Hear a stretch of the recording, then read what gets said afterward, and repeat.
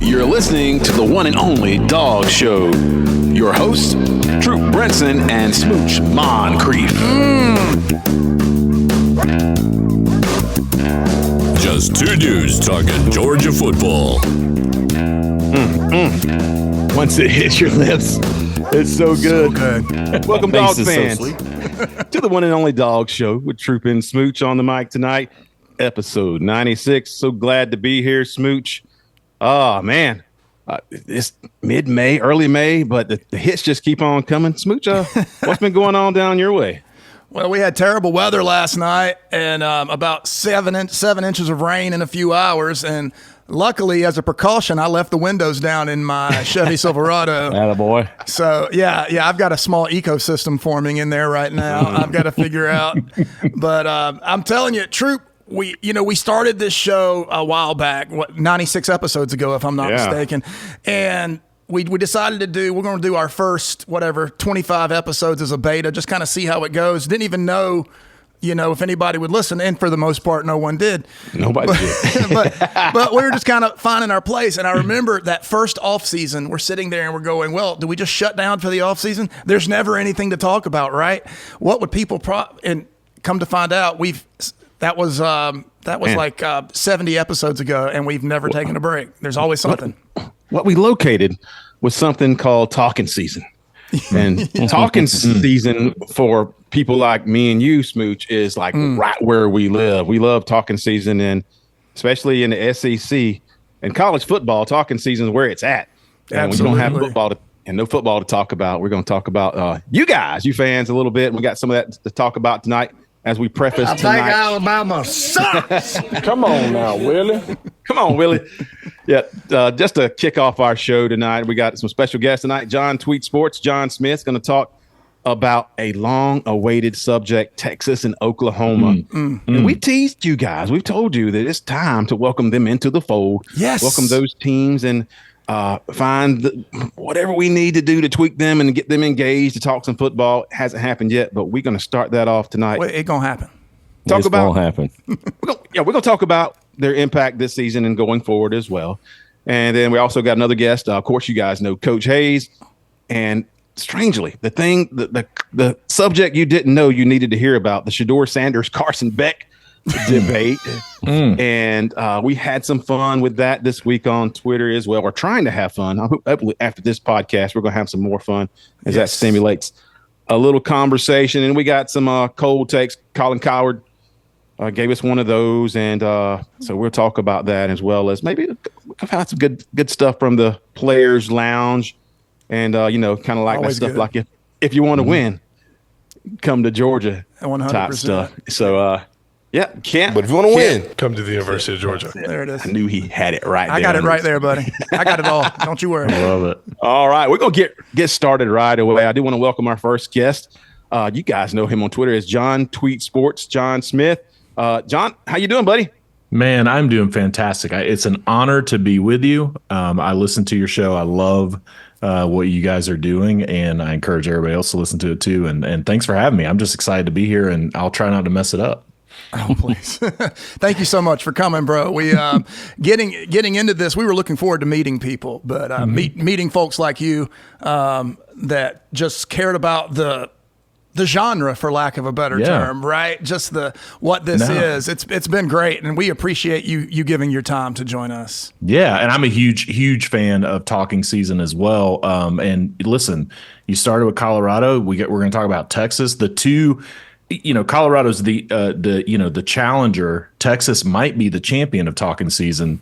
So I mean, you got two fantastic fan bases here to just talk about as the show goes on. So, well, the thing is that being SEC fans, we're used to talking with Tennessee fans and Florida fans, a few years ago, and Alabama fans, and kind of stretching out, maybe talking to some Ohio State fans as well. And Texas really hasn't been, that fan base hasn't been a group that we've had much interaction with. So we're trying to tag into those fellas. So we'll see. But John, as we look towards this season, and Georgia fortunately has Texas on the schedule. I mean, they saw fit to put us playing away in Texas, and with that just crazy schedule Georgia's going to face. Let's just go big. And it's Texas and Oklahoma. Sometimes I forget, and both of those teams historically just outstanding programs, right? Mm-hmm. Yeah. But it feels like right now that Texas is, even though Oklahoma beat Texas last year, Texas has the spotlight right now. And what are your thoughts as those two teams just initially moving into the SEC? Yeah. Listen, you mentioned the history of these two teams. Like, these are two. I hate the term blue blood, because blue blood, it really means, blue hair is really what it means, is you were good a long time ago. 1940. Exactly, for the most part. But these are two teams. I mean, the SEC wanted these two teams for a reason, and it wasn't just the revenue and the fan bases and all those things. Texas is 5th in all-time wins in college football history, 948 wins. Oklahoma's 6th. 944. Oklahoma is that Heisman U, they refer to themselves as, 7 Heisman Trophy winners. I mean, and what's crazy about Texas and Oklahoma coming to the SEC, Texas and Oklahoma, Texas has a winning record versus every single current SEC team except Vanderbilt and South Carolina. The only two teams that Texas did not have a winning record against. But they're 3-8-1 against Vanderbilt. Okay, there's the clip. That's the clip from the first segment. That's wild, yeah. So Texas, they can play Vandy enough to get a winning record versus Vanderbilt, because they have a losing record versus Vandy, and their own one versus South Carolina. But they've beaten all the other SEC teams, all time. Obviously, they haven't played many in a while. And then Oklahoma is the same way. Oklahoma has a winning record against all SEC teams except for LSU, Ole Miss, and Georgia. They're 0-1 versus Georgia. Lost that Rose Bowl game in the college football playoff. So two teams with deep history. I'll talk a little bit about Texas first, because I think it's just, they're coming off the better year. They won the Big 12 for the first time in 15 years. If I told you that Texas had not won a conference championship in 15 years until last year, that's crazy. I mean, Texas, that's wild. That's crazy. They hadn't won a conference championship until in the last 15 years, and they won last year. They made the college football playoff. They won 10 games for the first time since 2018. Texas has only had 2 10-win seasons in the last 14 years. So this is a program that, yes, they made the college football playoff. Yes, they're coming to the SEC, but they've been down, by all measures for quite some time. And then last year, what did they do? They had Alabama and Tuscaloosa. They beat Alabama. Yeah. Won their conference, made it to the college football playoff, and they lost their most important game to that fan base. Crazy. Of the entire year. They lost to Oklahoma. So even in the year where, you had your best year in literally 15 years, right, you lose your biggest rival game. So it's just Texas, man, coming in to the SEC, I think Texas is still trying to, even though they made a college football playoff, I think Texas is still trying to reestablish themselves as an actual dominant football team. Even though they beat Alabama, even though they made the playoff, they lost to Oklahoma. They got bullied by a Washington team that, Washington was good. Washington, that offensive not bullies, line was good, but they're not bullies. Yeah, they're not bullies, and they bullied Texas. So I'm confused. I'm confused. Texas is back. Texas is not back. Which one? I'm saying, I'm leading up to it. Texas is not back. I don't care that Texas made the college football playoff last year. Texas was in the fountains after they beat Alabama in Austin, chanting, "We want Georgia, we want Georgia." And then they turned around and lost to Oklahoma. We want Georgia! It's like, come on.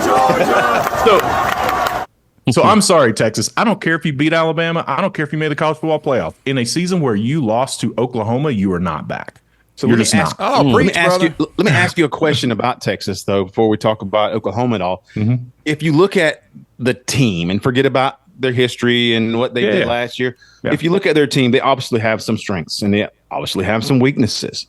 Yeah. What do you? I mean, I think the strengths are going to be obvious. What do you think it would be what they're going to lean on this year in terms of success?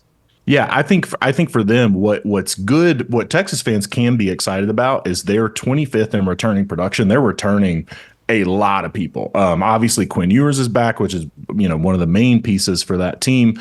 They return a decent amount on defense. I think the challenge for them is going to be in their defensive line. They had a legit defensive line last year that really was able to keep them. I mean, to me, especially that's up the middle. Yeah, it is. Yeah, that's the reason that, in my opinion, that they beat Alabama is because Jalen Milroe wasn't good enough to throw on them, and Alabama couldn't run the ball on them because the Texas defensive line was stopping everything up the middle. And so I think they're going to have to figure out some pieces on the defensive line. And I also think that the back end of the secondary for Texas is not going to be as good as it was last year. So for me, they're losing. They've lost a lot on the defensive side of the football. I think they got to figure out how to replace that. I think the offense is going to be good again. I think Quinn Ewers is good. I think Isaiah Bond is going to be good. I think the offensive line is going to be good. But that defensive side of the ball, especially coming into the SEC, when you're going to get in these games with these offensive lines that, again, yes, you beat Alabama, but Washington bullied you, Oklahoma bullied you. And you're going to play some. Getting into the fourth and fifth and sixth and seventh best team in the SEC are going to have better offensive lines than you played the majority of your season last year. And so I think that's where Texas is going to be vulnerable this year. Yeah, I think that. So looking at the offense, which I spent a lot of time on, because they're very bullish on their offensive production and able to somehow absorb what they lost and get better. That's the question I ask every year. How do you lose players A, B, C, and D and get better? Yeah. And so looking at it, if I'm not mistaken, when I looked at their stats, Jonte Cook leads the team right now with 8 receptions. That's 8 touches. I think he has 8 catches, and that's the most of any returning receiver at Texas. And then I'm huge on chemistry. If you look, these studs, Isaiah Bond, Matthew Golden, Silas Bolden, those are transfers. And then you got Ryan Wingo, who, I cried a river over that. But that's a freshman. And so there's a lot that has to gel there, right? Mm-hmm. Yeah, there is, and that's it's what I will say though is I'm not a Quinn Ewer believer. Like I don't think Quinn Ewers is like the second coming of Arch Manning of Arch Manning. That's good. But what I do think is Quinn Ewers. I think he has enough experience and he's an experienced enough quarterback that if he's mature enough to do what he needs to do in the offseason, I think that chemistry can gel pretty quickly. But the problem with Texas this year is they don't have time for that chemistry to gel. They got to go to Michigan in week 2. And Michigan, Michigan is going to have, Michigan lost a lot of people too, but Michigan is going to have one of the better secondaries that they'll play this season. And so I think that's the thing with, it's a great point, Smooch, that like, it's got to gel. When you look at the depth chart and you look at your starting 3 receivers are all transfers, that's really not a good way to set yourself up coming into the toughest league in college football and the games that you're going to have to play in this league. When you look down the schedule, it's going to be tough.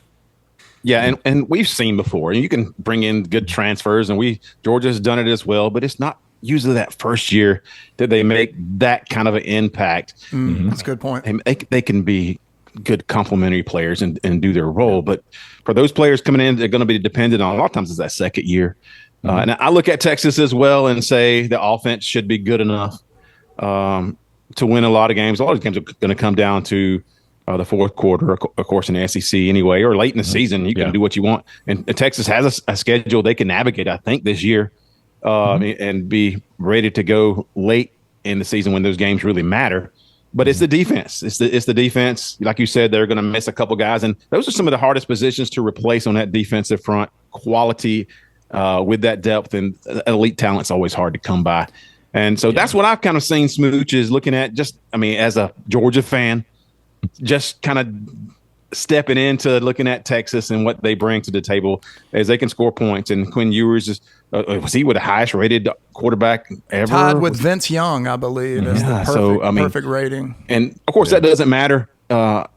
It's what you do when you get on campus. He's had this is his 3rd year, I think. And so he's holding off Arch Manning right now. And that's a tough. That's what I was going to mention. That's a tough one because you say all the time the most popular player on any team is the backup quarterback. Of course. And that's a tough one to have. There's a whole list of things that go with it. And you look at Texas's schedule, and you want to say the hardest game they're going to have is Georgia, and I of course believe that, but I believe it for a specific reason. What's the week before? Oklahoma. So they've got Mississippi State, who they can sneak up on people. They've done it before. They can make a game ugly and put you where you don't want to be.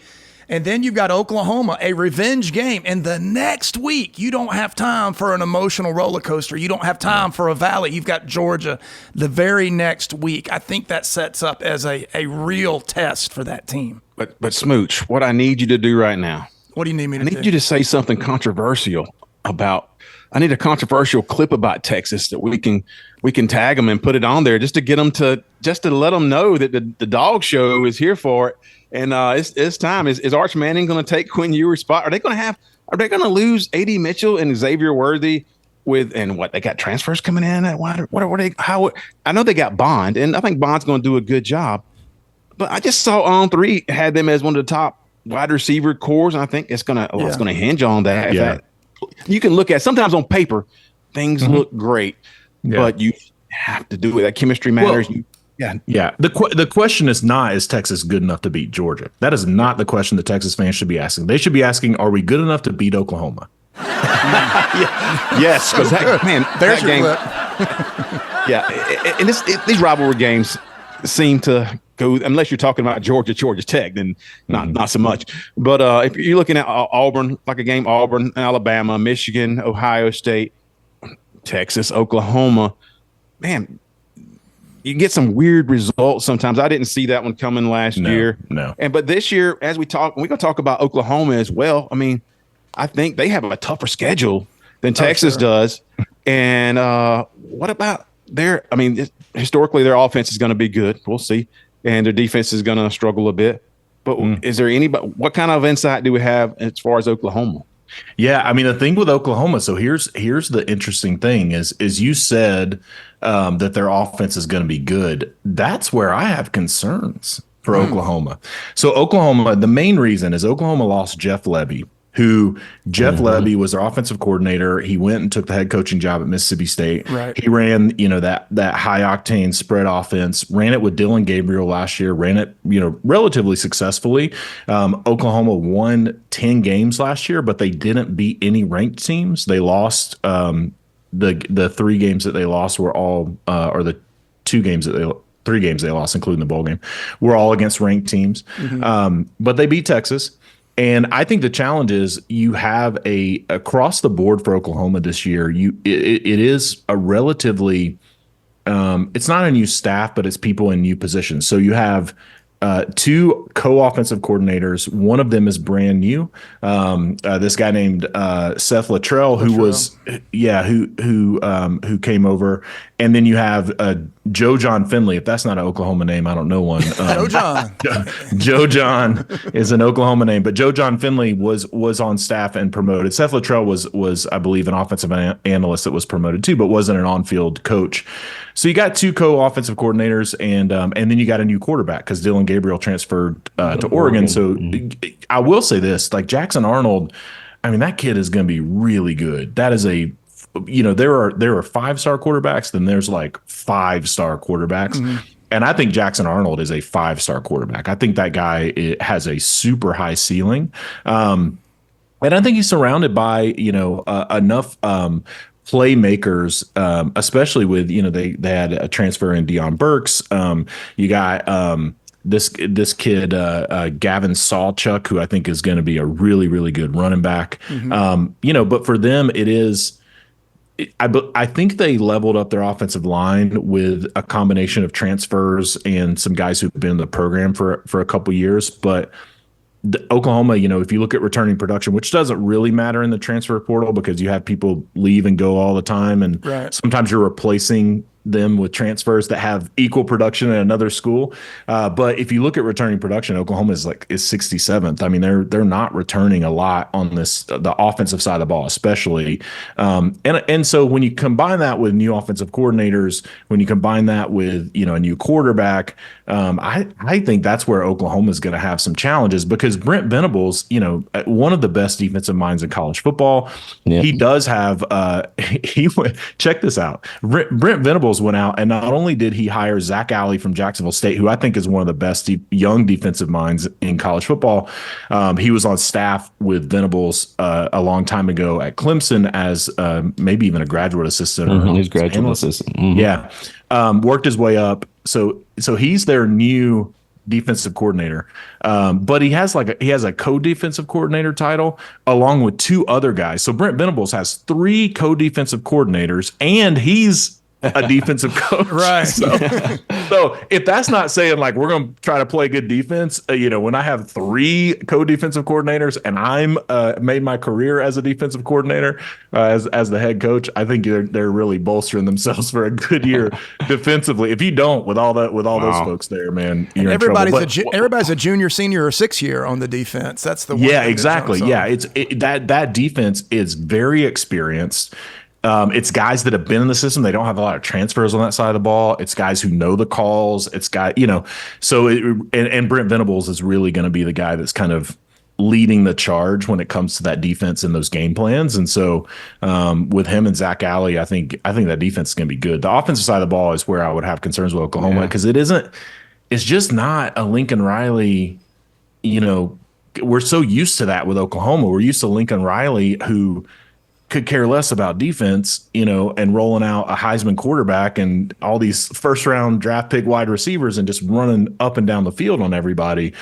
And that's not the Oklahoma team that Venables has built, especially with losing Jeff Lebby. And Smooch, I know right now for our YouTube fans, we're going to throw up our Oklahoma schedule. Is a tough one. That is not a schedule that you want. That first year in the SEC. And you get some talent there with Jackson Arnold, and but man, they're going to have a tough road to hoe. So much. Go ahead. Oh, I'm sorry. And they're non-conference. I mean, they've got you've got Tulane, who's no slouch. You got Houston, who's not who's not a slouch, who's actually in the Big 12 now. So even your non-conference games are not. You play Temple and Maine, I guess, is the other one, but you got 2 tough non-conference games as well on the schedule. Yeah, I looked up. I just went to find whatever I could find this week to see what Oklahoma podcast land is saying, and I found a very well done podcast and listened to about 45 minutes.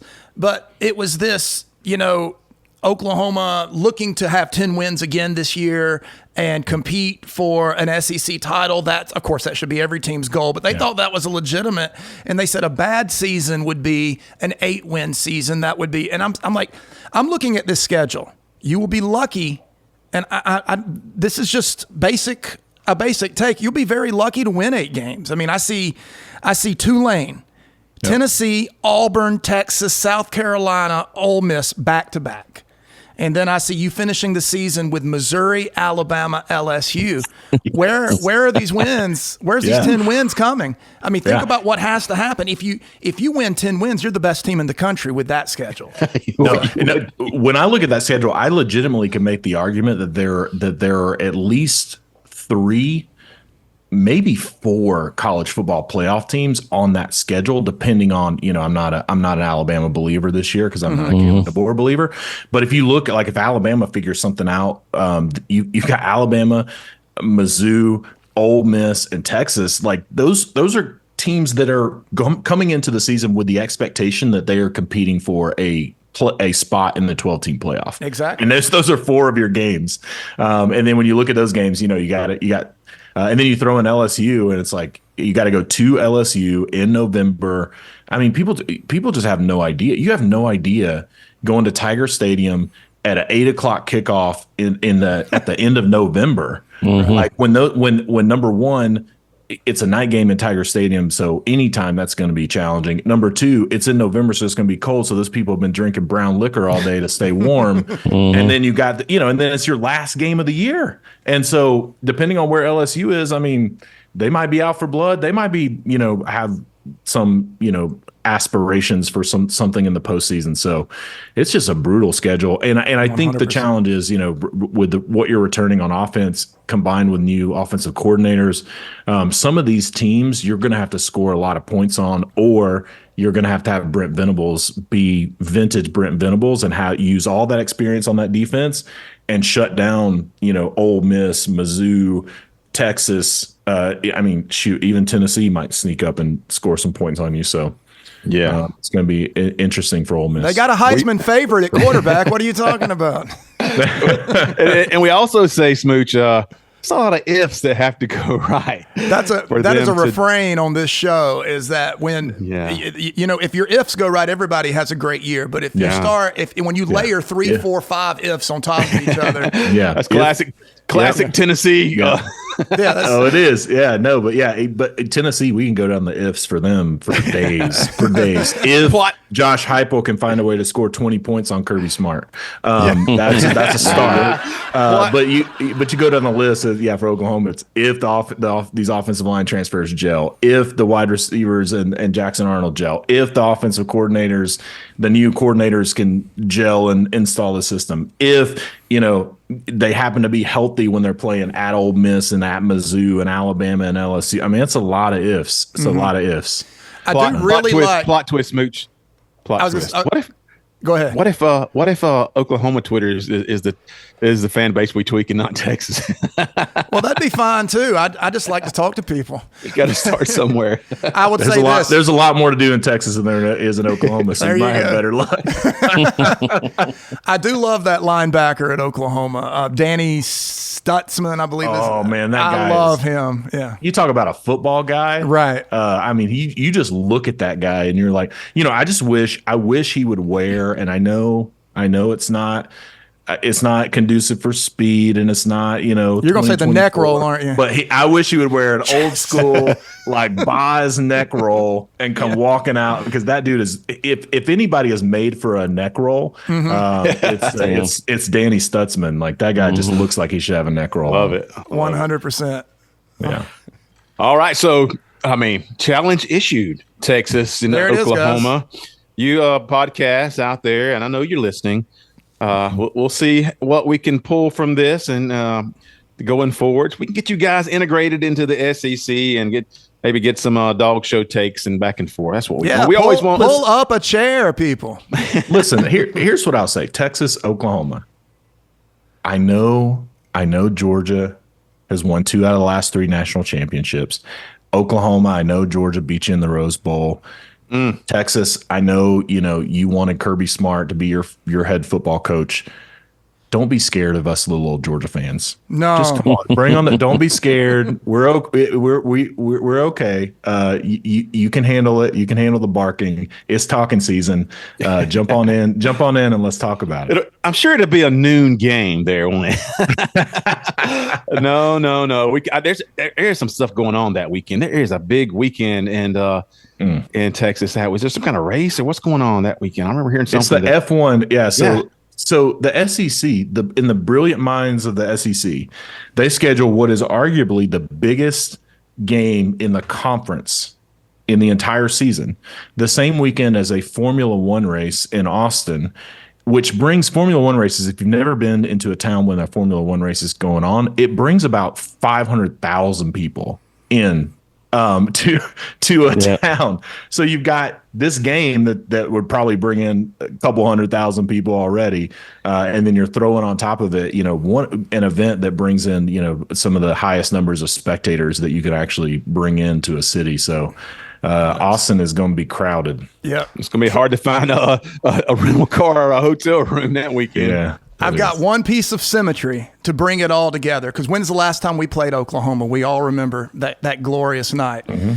Nick Anderson, redshirt sophomore wide receiver at Oklahoma. His little brother was running back Rodney Anderson for that Rose Bowl game. So Wow. ties it all in together. Put a nice little bow on it. Yeah. All right, that's awesome. Well, listen, I'm excited to have Texas and Oklahoma. I'm not a fan of conference expansion. I'm a purist. I would kick Texas A&M and Mizzou out if it were up to me. Preach, brother. But if you look at what it brings to the schedule, I mean, it's exciting. It's exciting to have Texas and Texas A&M playing again. It's exciting for Georgia to play Texas. It's exciting for Georgia. I couldn't believe that the Rose Bowl, literally, you look at the storied history of Georgia and Oklahoma, the Rose Bowl in 2019 or 2018 was the first time that those teams had ever played, which blew my mind. So I am excited to have these two brands, and we just, I'll say, what I tell every Oklahoma and Texas fan that I talk to, the key to happiness entering the SEC is lowered expectations. Preach. Happiness is lowered expectations. If you can set your expectations at the right level, you're going to be fine. If you come in thinking, that you're just going to run new sheriff in town, schedule, boy, it is the grind of an SEC schedule is no joke. Man, that's a big ask for college football fans, especially for programs like that. We do apologize to our Mizzou fan base for those comments from John. As we love you, we still think you're making the final. We got like 100.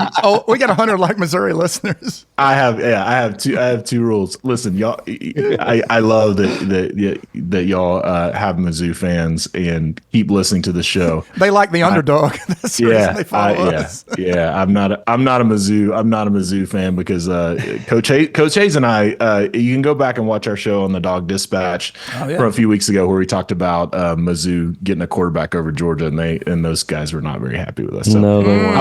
I wouldn't kick Mizzou. I wouldn't kick Mizzou out of the SEC. I wouldn't kick Mizzou out of the SEC. But so I got to go. Vandy. We all know Vandy's first on that list. We thank you so much, all right, guys, for being with us. Now, tell us where we can find you. What you got going on social media? Your shows there, John. Yeah, so you can find me on Twitter at John Tweets Sports. I have a show with Coach Hayes actually called The Dog Dispatch, so you can find on YouTube wherever you listen to podcasts. Outstanding listen, yes. Yeah, find us there. We're just getting started. We're not 96 episodes in, so we're trying to catch up with you guys. But tune in and go Dogs. Go Dogs. Thanks for coming on, brother. A very fruitful partnership going forward. Thank you so much, John. We'll talk to you soon, buddy. Yeah. Have a good night, buddy. Bye.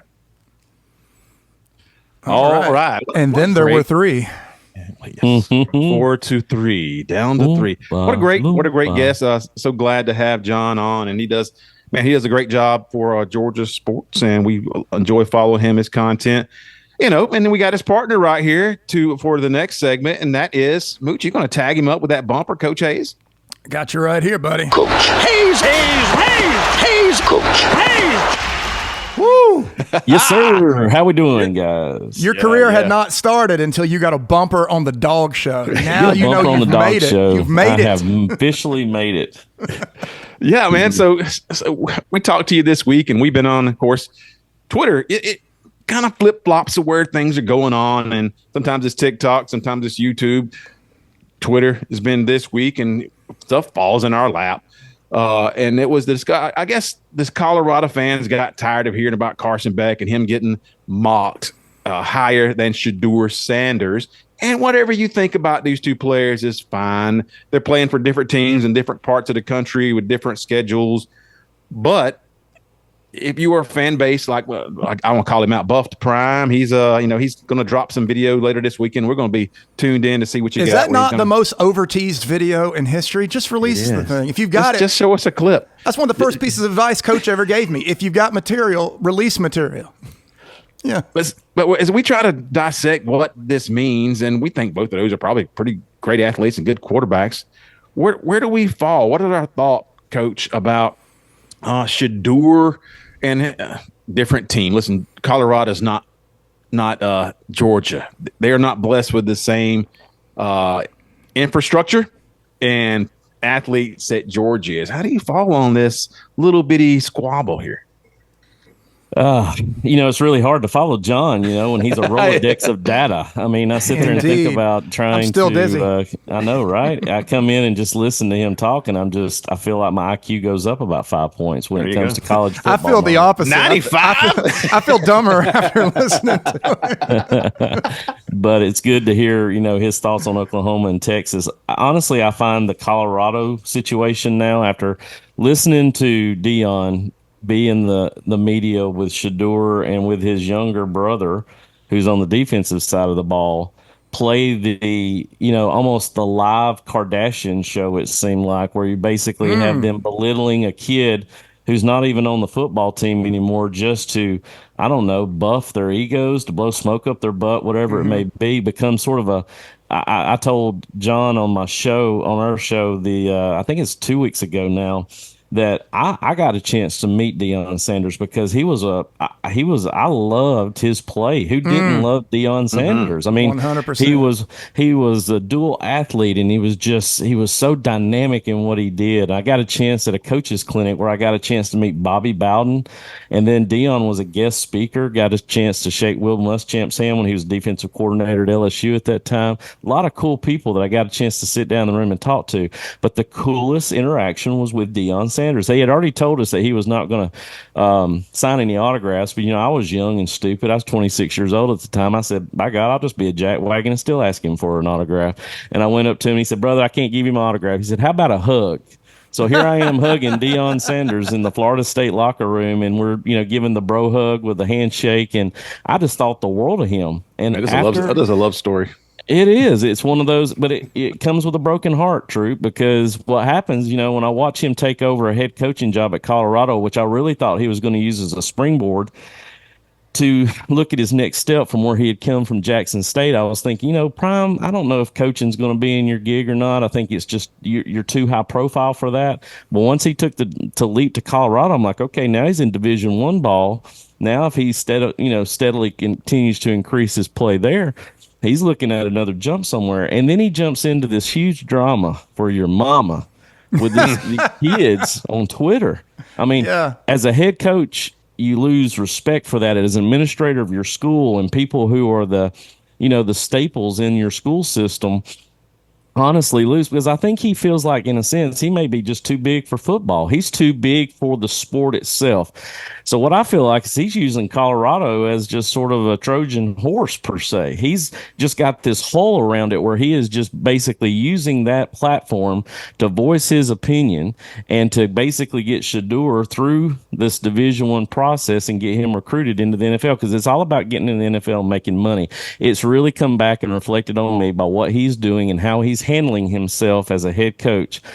And I've lost respect for him in that process of how he has taken, and I know this kid's no longer with the program, but I would never, as a head coach, belittle someone the way he did it, and just made him look to be the ultimate bad guy and him some type of martyr, I guess, if you want to call it. But I'm really disappointed in that whole process. So Shedeur, to me, right out of the gate when he's being talked about, I said all that to say this: Shedeur in the media, to me, is basically getting a little puff, a little highlight to his reel right now because of who his dad is. I really think that it is all about the glim and the glamour of what he is, of what he's getting, just because of who his dad is.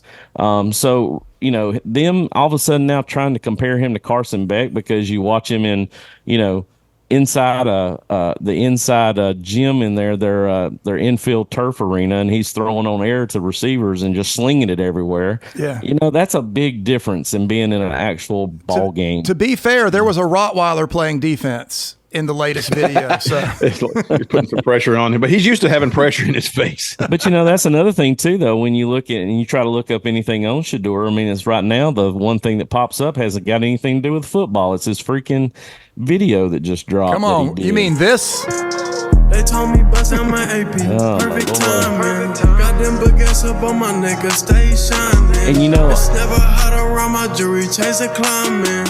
I went and got a new maybe. Nice. And I know that no. That's what I'm saying, though. When that kind of stuff is basically the focus of who this person is, to me, that takes football right out the window. And honestly, I know a lot of people gave Dan Lanning a lot of clap for what he said about them getting clicks versus what they need to do is come out there and win football games. I believe it now. That's the reason why I said I feel like Colorado is just this hole for them. It's just a platform for them to voice their opinion now so they can be in the show. And, you know, I sit there and think about it from that regard. And, you know, honestly, I don't see Deion lasting once Shedeur leaves. I think he's gone too. I really do think that by the way he has voiced himself on social media. Because as a head coach, honestly, that's just not the right way to perform. But so, go ahead. Sorry. No, I was just saying he superseded anything that you want to do as a head coach. 100% in that regard. So when we talk about these two together, as in, you know, Shedeur Sanders, I think, is a great athlete, and I haven't watched enough of him to know. But it was when they brought Carson Beck into the conversation. And I think most scouts, when we watch Carson Beck, we see him, he looks like an NFL player. And he's playing in an NFL system. And he's doing it with an NFL type coaching staff. The evidence is stacking up in his favor. And he's reaping those rewards. The pundits are, I mean, you hear the scouts talk about him, and they're putting him right at the top of the draft. And that shouldn't diminish Shedeur. But to the Buffalo fans, who we are bringing this out just for you, who said this past week, we saw on a podcast that 10-2 is their floor. Assuming you talk about Colorado, that's our floor. 10-2 is our floor for sure. I'm with you. Is our floor. I'm with you, Tab. Let's go put that money on that one. I'm with you. That's got to be the floor. Yeah, it's got to be. Our floor. I'm talking about everybody stay healthy. We rolling. And that run game. So if 10-2 is your floor, Smooch, what's your ceiling in terms of the Buffalo fans, the Colorado fans? Yeah, that's a crazy championship. Yeah. And you saw it right there. If the one thing Deion was always good about is creating a world that was Deion centric and then living in that world. Now, when he's playing for the Atlanta Falcons, you love that. I had never been proud to be an Atlanta Falcons fan until Deion got there, right? And all you're beating up Andre Rison. Oh my gosh, you know, yeah. There was no, and that was the whole thing. Well, there you go. So Deion created a world when he left Atlanta that he was wronged by the Smith family. You know, he's going to go out. He's going to he's going to unleash hell when he gets out there. And then what does he do? They play the 49ers. He intercepts a pass against Andre Rison, a pass intended for Andre Rison, and goes coast to coast while looking at the Falcons bench in the eye as he runs past them, you know. But he creates these worlds and he lives there. But reality, sometimes he's right, and sometimes he's just in a fantasy world. Sometimes he's good enough for the fantasy to be right sometime. But that was in athleticism. That was in his ability. As a coach, I have always thought, and you see it a lot in baseball, but you see it in football too, the best players, the most gifted players are not always the best coaches because they do not understand motivation and taking a 3-star to a 5-star or a walk-on to a starter. They don't understand those processes because they've never had to even think about it before. And so I think that Deion has a hugely overinflated view of his ability to lead men. And coach, the Trojan horse is the absolute perfect analogy. It is this really, we said this last week, Troup, is this just a campaign to get Shedeur drafted in the first round? Yeah, it's something that really makes you just, for lack of a better word, just shake your head at, because it's in his recruiting. You've seen it. He doesn't make in-home visits. He wants to be on social media platforms, seemingly all talking about himself, like you said, prime centric. And now, like I said, it's made it very clear to me, based off his recruiting efforts, his grind, and looking at himself as a head coach after a year, and the sample size of watching him over this past year, I just truly think that he is using this platform in a way to get Shedeur drafted. I agree with that 100%, honestly. But Coach, is Shedeur a first-round pick? Is he a pick? NFL, should an NFL team choose him above Carson Beck? What do you think? The simple answer is no. The more complex answer is give me another year with him in the Big 12 versus the Pac 12. I broke him down over the course of 5 ball games. I actually watched 8 ball games of him today and broke him down inside the hashes, outside the hashes, running for his life because his offensive line is god awful. But then I also looked at fundamentals. I looked at his footwork. I looked at his 3-step drop, his 5-step drop, his rollout strong, his rollout weak. I looked at his ability to move in the pocket and keep his eyes downfield and look at his first, second, third, and fourth progressions. But his sample size this year was so bad. They went, they lost 8 games this year. They were 4-8. They started off strong. Michael Irvin's on the sideline clapping them up, but by week 10, you don't see Michael Irvin down on the sideline anymore, right? Because they are losing. And I look at the teams that they played, and what I had to do is try to look, because I know the SEC is a rigorous schedule, and I know the defenses that Carson Beck goes up against every week. So what I try to do is be rational in my responses and looking and evaluating him on film against the 5 best defenses that he played. The 5 best defenses that he played were UCLA, number 10 nationally. You had, oh my goodness, why am I losing? It was Arizona, Washington State, UCLA, Oregon, and Nebraska. Nebraska, there you go. Nebraska. It was Oregon was number 3, and Arizona was 4 and Washington State was 5th. So you had number 1 and number 2, believe it or not, UCLA number 10, Nebraska number 11. Against those teams, all 5 of them, he had some, if you look at his pass completions against those teams, pretty high in his completion percentage. I mean, if you look at his overall QBR down at 63, that's just because he was throwing a lot of plays that were under 10 yards because offensive coordinator was just trying to get him to get the ball out because he's having to run for his life. When he's inside the pocket, never got a chance to ever progress past the second receiver because, again, he's trying to get out of the pocket. If there's only one thing that I would say from a talent level that he's better at is obviously his footwork and getting out of the pocket and making plays with his feet. Carson can do that, but Carson would rather sit in there and move in the pocket and find that third receiver in the progression, and Shedeur's already panicked and moving out from that. So to answer your question, I truly feel like right now Carson Beck is a better quarterback overall. As you said it, I mean, you introed with it and prefaced it. He's NFL ready because he's already in an NFL type system. He is a pocket quarterback. Shedeur Sanders does not fit that profile. He fits more of a profile of someone that you would want as your running quarterback, something like what Lamar Jackson does with Baltimore, something that Michael Vick did with Atlanta, where you're actually got him as part of the running game and look at it from that standpoint. If you want him to sit back there and throw the football, I'm going to have a better sample size or a better offensive line to block for him because they were god awful for him in a Pac-12 defensive clad that he had to go through. And I'm going to say he's a competitor. But when it comes down to it, right now, if there was anything that I saw that I could actually say positive about Shedeur was his ability to make a play outside the pocket when he was flushed and be able to keep his eyes downfield and make throws. Those were things that he did well. But as far as sitting in the pocket, his 3-step, 5-step game, it was very inconsistent. He's throwing off his back foot a lot because he was being panicked and being pushed a lot. And like I said, Carson Beck didn't have those things. He was able to layer throws. He was able to see past his second progression because he had a great offensive line blocking for him. Mm-hmm. But, I come down to the fact of if they both went in the draft this past year, I don't see how in the world Shedeur Sanders is even a top 10 pick, maybe even a first-round pick, honestly, to tell you the truth. But everybody's going to hype him up because of who he is. The last name that kid has is what's giving him sort of that automatic born on third base, higher up mentality. Yes, I think, and that's what it is, and that's what Prime's doing for Shedeur. I don't think it's being done correctly, and I think NFL scouts, I think the people who watch him, they're going to say, he's a very athletic, gifted kid, but he doesn't have the fundamentals to carry a football team, I don't think. And it's not even just that. I mean, you said it right. It's inconclusive because of the situation he's in. And another year may help draw some conclusions. Maybe not. It may be some of the same thing. Mm-hmm. But it feels like from what we saw, there's also some issues just as a leader. And I hate to say that.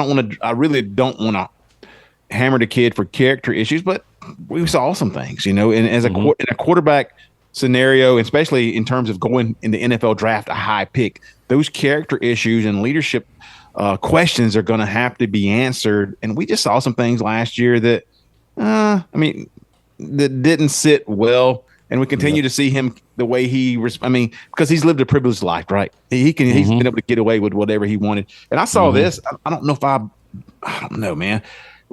that's one of the reasons I wanted to ask you some of these questions, because I even saw who was the Daniel Kelly 2025 NFL draft grade, and he just was talking about Dion and had not Dion as Shedeur, and called into question a lot of his inconsistencies and the problems he had, just some of the things you said too, and had him as undraftable, undrafted free agent. That seems like a stretch, especially for, and you Colorado fans hearing that. I don't know enough about it to be able to stand on that hill, but some people are saying it, and there's got to be some questions. And we don't have any reason to hate on Shedeur other than a Colorado fan, a podcast, or whatever. Well, you got the eye poke. I mean, seriously, I don't want to say that one incident cast doubt on your character, but the eye poke incident was, where he sticks his hand in another guy's face mask and tries to poke his eye. That's not a type of mental lapse you want to see in the leader of your multi-billion-dollar franchise in the NFL. That's not something you want to see. And you won't see it. And you won't see it. My prediction is, you won't see it unless some desperate team wants all the circus and needs the circus to sell tickets. You usually don't do that for a quarterback because they mean so much and waste a high pick. But True, Brinson, I just here's what I can't get around. I look at Kyler Murray. Okay, Kyler Murray in college football and what he did. It look like schoolyard ball. It was fun. He's running around and he's making throws. I don't feel as though Shedeur Sanders is infinitely more physically gifted than Kyler Murray. And Kyler Murray's had a rough go in the NFL. And that's got to be the kind of things that weighs on these teams. You know who he reminds me of, and I don't know if this is a good comp or not, but when I watch him play, I'm just looking at him face value, and I broke him down today heavily, as far as his completions when rushed, completions when not being rushed, completions outside the pocket, inside the pocket. I looked at his entire season this year against his top 5 defensive national opponents against him. He reminds me of Robert Griffin III as far as his just athleticism and the way he carries himself, like when he's under pressure and being able to avoid the sack. But he got sacked a lot just due to the fact that the line was so porous. When he throws the football, he can throw a very good and accurate ball. But I would love to be able to see, the sample size of watching him complete passes actually in the pocket were very minimal. He was always rolling out right, rolling out left because he was running for his life. And then when the coordinators was giving him passes to throw to complete, just like against UCLA, he threw the ball over 40 times, completed 26 passes, but they were all short stuff, quick digs, ends, flares, screens, stuff like that, quick completion hitters. He couldn't throw the ball vertically down the field because and they didn't have a good running game last year. I think they only amassed like 850 yards total rushing last year. So he had a lot on his back. So that's the reason why I'm not necessarily criticizing him, but it's really hard to even put him in the same basket with what Carson Beck achieved last year. There's no doubt, no comparison. Right. I mean, you've got Carson, who's not coming in off the bench in a national championship game and throwing dimes to Dylan Bell. Right. That's what you've got on one side. And the one thing I noticed when I watched a lot of Colorado games last year, and one thing stuck in my mind, I didn't even go get the stat. I just noticed when he stays in the pocket, a lot of his balls get batted down. There's a rhythm, predictability to the way he gets rid of the football. And a lot of that has to do, again, with a porous offensive line, not getting into the midsection of the guys to bring their hands down. You can say that too. But, I mean, it seems like, to me, it felt like almost every other pass he threw from the pocket got batted at the line. Yeah. And, that just comes down to the fact of his footwork because, like I said, once you get hit, against Nebraska, they beat Nebraska by like 2 touchdowns and a field goal, I believe it was. But I think they gave Nebraska gave Colorado the short field 3 times. That ball game should have been closer. Nebraska got after his butt. And by the second sack, you're thinking the minute you catch the football, you've got a 1.5 second release. He's throwing off his back foot, his timing's off, and you're going to have some of those kind of throws. And that's really frustrating when it comes to an offensive side of the football. Well, Buffed Prime is apparently releasing the video clips that's going to prove his point this weekend. Sunday is what he said, and we tried to get him to engage with us on Twitter, and he didn't take the bait. We just like talking football. But I anticipate it's going to be Carson Beck's worst plays and Shedeur Sanders' best plays, and that's going to prove his point to those Buff fans, but the people who watch college football and are not always just biased and homers will be able to see. And we already know. I mean, we already know what's going on with that. You're claiming a 10-2 floor. Okay, that's where the credibility comes in. Look, it's just unrealistic. 10-2 is not the floor for Georgia this year. I'll be completely. It's really not. 9-3 is the floor. 8-4. I mean, there are losses in that schedule. If Georgia limps in like they love to do against Missouri, there's losses in that schedule. And we will. Go ahead. We're gonna anticipate seeing that. He wouldn't drop it this week. During the week when we wanted to just talk about it. But anyway, we kind of had a preemptive strike and put our stuff out there beforehand. Anyway, but Coach, we enjoyed having you on tonight. Tell us where we can find you and how we can enjoy some of your coverage. I appreciate you guys having me on. Like John said earlier, you can find me at all my social media outlets at Coach Hayes Hudl. That's Hudl spelled Hudl. Twitter, YouTube are the primary places where I put my content out, but you can also follow those things on TikTok and Instagram. I love connecting the fanatic of football to the fundamentals of football. I enjoy breaking down the X's and O's. I also enjoy talking just anything football. And by the way, just to add a little interjection, Carson Beck, those people that want to throw that I'm just a Georgia bias guy. If there's one thing Carson Beck's got to work on this year is his long ball accuracy. He's got things he's got to be able to improve upon as well. So, we're not just looking at it trying to dog one guy. We're just trying to look at it to figure out the rationale behind a comparison between two talents, but just unfortunately are not in the same basket right now. But I appreciate you guys having me and John both on tonight. Thank you very much, guys. Yeah, he's got to get off and go. We got to release him so he can go record on the Dog Dispatch. I think that's what's next for those guys. They're always working, always putting great content out there. Thank you so much, Coach. I appreciate it. I'm going to go love on the grandson for a second. He's the one who actually yanked my internet out of the wall a while ago. That's what I'm talking about. So that's a great problem to have, right? It is a great. I have to blame it on him, but it's not going to be anything I get mad over. You guys have a great night. Appreciate you having me on. You too, brother. See you, man. All right, Coach Hayes. Oh, what a fun night so far. Let's give him one more. Do it. Coach Hayes, Coach Hayes. He says, I'm taking this next step into the Hall of Fame. That's right. Willie Mays Hayes, Major League. Yes, sir. Yes. What a fun little conversation with both those guys. And we appreciate you, John and Coach Hayes, for coming on and making our show a little bit better tonight on a Thursday night here in Georgia and in North Alabama, where Smooch is. I just want to say, Troup, I listen to so many podcasts. You know that. But I listen to so many that when they have four people on, it's an absolute disaster. It's just people talking. You never show what's going. That's what happens when you put four professionals on a show right there. Listening to those two, they up the content and they don't step on. It was just beautifully done and executed. I can't wait to go listen to it. Beautiful. We didn't really choreograph this or anything. We just do what we do. Yeah. And like you said, those guys, two professionals as well. So we've enjoyed having them. We do want to talk about some other things before we turn you folks loose for another week. And not that you ever turn loose, because we are always active on our social media. We're always in your heart as well. Yeah, always. But man, we do give us a cold. You got a cold take bumper ready? I got you right here. You don't even know football. That is a cold take, my friend.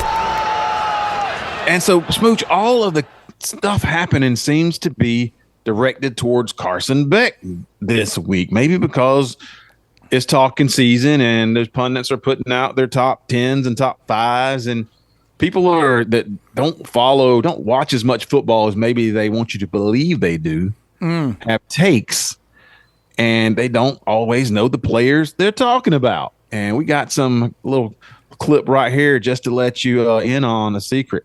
Yeah, here you go. Let me press this button again, Troup. Quinn Ewers, people like him, and then there's one more that we're forgetting. That's the guy who's most likely to go number one. I talked about it on the show today, so I see if I can remember it. But I was just about to look like, hold on a second. Oh, Carson Beck is the other one, the kid from Georgia that people something. Yeah, I don't think he's a top five pick. I think he's he's Georgia good. I think you're probably right. Georgia good. I mean, I think that's a compliment in a way. Georgia good. Georgia just good. Yeah. Everything associated with Georgia is just good and on the next level. And so you could disregard what he's going to do in the NFL because he's just Georgia good. That was Colin Cowherd, not is it Cowherd or is it Coward? Which one is I it? like the way you say it better. It's actually Cowherd, but I like Coward better. And yeah, trying to figure out who the best quarterbacks were, and they couldn't remember Carson Beck. And that's been a problem. That's not a bad problem to have in terms of Georgia football over the past few years. They have players that you don't know about. It may be the best defense ever to play college football that you couldn't name anybody going into the season, or it could be Carson Beck, who may be the Heisman Trophy winner, SEC champion, national champion, Heisman, like I just say Heisman Trophy, number one pick. Say it again. All those say it things. again. Yeah, it could be the next the Joe Burrow, win the Joe Burrow Award, win all those, and you can't even find his name, and that's okay because maybe he's not even as good as Shedeur Sanders. Apparently, the idea that guys that make their living at this can forget the top returning SEC quarterback that's 6'4" with a laser beam for an arm, that slips your mind as you go through the Quinn Ewers of the world. You know what that is, Troup Brinson? Wow. That is, there's a part of that. Now I forget names all the time, so I'm really not knocking the guy for forgetting Carson Beck's name. I forget names. But honestly, what that is beholden to the religion of recruiting stars. You see, Quinn Ewers had all these stars coming in, 5-star, everybody, blah, blah, blah, blah. Carson Beck was one of the, what you would call an average 4-star, right?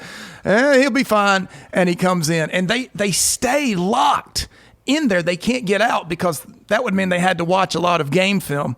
And Carson is the one player in college football returning this year that made NFL throws in an NFL system all year to pompously say he's not a top 5 pick based on what? You know, you guys, the same team said, I mean, not the same team, but the same profession had guys in it saying that Joe Burrow was not a viable starting SEC quarterback before he set the world on fire in 2019. Well, I will say that those guys are West Coast guys, and you can get lost on the West Coast and forget about college football altogether. Yeah. And so maybe, I mean, you ask me to get named the top 5 draft picks in the NHL, I wouldn't know either. And I kind of feel like that's where Colin Cowherd, there you go, where he's living in that right there. And so that's definitely a take that we don't agree with. We just laughed at, and a lot of people laughed at that. But there was another clip we pulled up that really brings home what it's like to be because Georgia good. Some people may take that as a slap in the face, or it's not. You're not getting your respect, right? I don't. I think that's the way Georgia plays football. Georgia good. That should be something. Those dogs are Georgia good. They're dog good, and we pulled up something from the Players Lounge that had Malachi Starks and Miles Thornton. If you don't know Miles Thornton, he's a sophomore wide receiver, has been injured a little bit. But they had a clip that we listened to their show, and it was very similar how they talked about what it is to be a Georgia Bulldog and where Georgia good didn't come up, but it kind of did. Well, the thing I want to say before we play this, exactly. Georgia good is one thing. Georgia average is still NFL level. I just want to say an average player at Georgia goes and plays in the NFL. So I don't even understand his use of the term because he said it with that Colin smirk on his face. It was, yes. But here's what Malachi Stark says, and this is just, do you realize this is his 3rd year? You realize this is Malachi's 3rd year? Oh, my gosh, he seems like a baby still. But this is what happens when a young man goes from a heralded 5-star to a team leader. He leads conversations with young players just like this. Just like where you come from, you're mostly the guy. Yeah, facts. Like everybody's the guy from where they come from. Facts. But when you get here, everybody is the guy. Yeah. And but the thing is, we don't have a guy. Yeah. We got the team. Yeah, and Kirby say it all the time. Some teams have a guy, we have the team. There is no guy that just stands out. Kirby say all the time, if we lose you, that is okay. We will replace you. We will replace you. You keep it 100%. We will replace you. You want to go somewhere else? Go. That's fine. Go. We will find another you. We'll find 2 of them just to rub it in your face. So good. Yes.